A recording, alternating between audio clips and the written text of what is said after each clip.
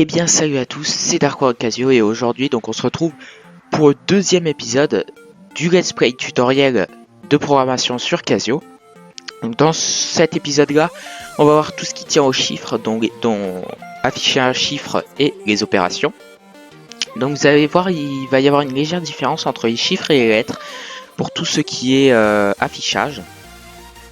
Alors, tuto 2, ok, c'est cool. Donc, il y a deux façons d'afficher un chiffre. Donc la première c'est celle-ci, donc celle qu'on a vue dans le dernier épisode. Voilà, donc ça nous affiche 9 à gauche. Et il y a une deuxième façon, donc là on l'affiche en tant que texte, mais on peut l'afficher en tant que chiffre. Et donc il suffit de retirer les guillemets. Et donc là on l'affiche en tant que chiffre. En tant que chiffre, il est à droite. Voilà, donc lettre à gauche, chiffre à droite.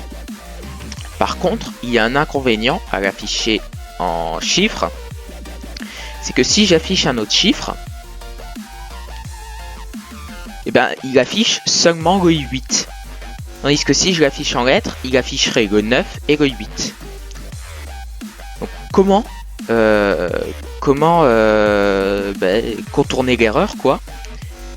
Il suffit, au lieu de là, vous avez vu, pour à chaque fois changer de ligne, j'utilise l'espèce de caractère retour à la ligne. Mais il y a un autre caractère, donc il faudra aller dans Shift var. Et c'est en appuyant sur F5, donc l'espèce de petit triangle. Ça va permettre de mettre votre jeu en pause. Donc, en gros, en fait, ça va afficher, ça va mettre en pause. Et ensuite, ça va afficher le deuxième. Donc là, vous pourrez avoir tous vos nombres. Alors, vous allez me dire, oui, mais on est obligé de mettre sur pause pour afficher tous les chiffres. Non, on n'est pas obligé. Mais la fonction qu'il faut utiliser, on le verra dans les prochains épisodes. Donc là, on va voir les opérations maintenant. Donc, on peut faire 9 plus 8... Donc surtout ne pas oublier ça pour afficher tout. On va faire 9 moins 8. Donc les opérations ça se forme comme ça. Hein. C'est comme quand vous les faites dans la vraie vie. 9 fois 8. Et 9 divisé par 8. Donc normalement ça doit faire 1. 17, 1, 72 et 1,125. Alors 17, 1, 72 et 1,125. Ok. Il y a encore deux autres types d'opérations. C'est les carrés et les racines carrées. Donc c'est très simple. Racine carrée, vous appuyez sur Shift X au carré. Donc ça vous donne la racine carrée. Donc on va mettre 81 par exemple. Donc ça fera 9.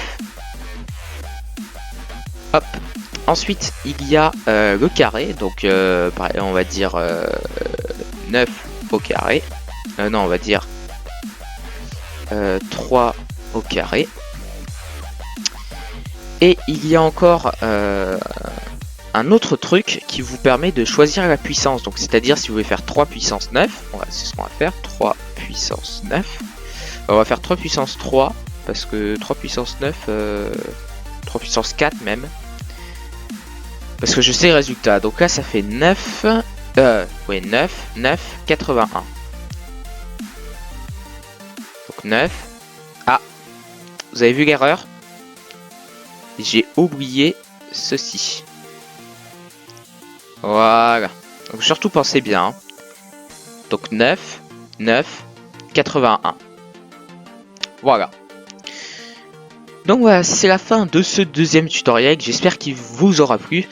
La prochaine vidéo sera un peu plus longue, et oui, certaines vidéos seront courtes, d'autres longues. Ça peut varier, je pense, au maximum à 20 minutes, voire 30 minutes de vidéo, en fonction des choses que je vais vous présenter. Les premiers tutoriels, ça n'a pas duré longtemps, mais plus on va avancer, plus ça va durer longtemps. Bon, là, c'est un peu à part, parce qu'il n'y a pas forcément duré très longtemps.